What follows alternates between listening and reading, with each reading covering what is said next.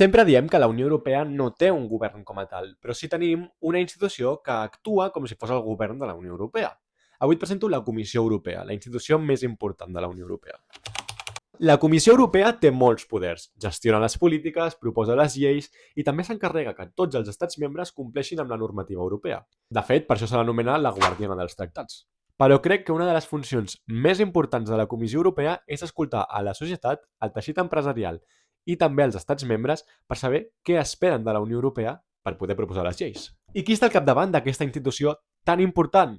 Doncs la presidenta Ursula von der Leyen. Ella lidera la comissió i s'assegura que tot funcioni sense problemes. I de fet, von der Leyen ha sigut dels més importants presidents de la Comissió Europea, perquè és la que ha aconseguit destacar més i imposar-se per sobre vegades fins i tot dels estats. I alguns l'acusen d'estar acumulant massa poder fins a convertir-se en la presidenta de la Unió Europea com a tal.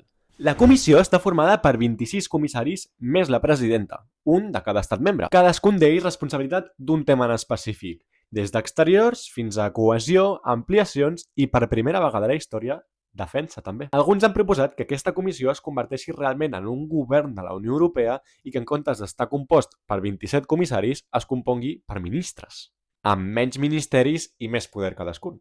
Així que ja saps, la Comissió Europea és fonamental perquè la Unió Europea funcioni bé. Digue'm què en penses d'aquesta institució que llegeixo en els comentaris.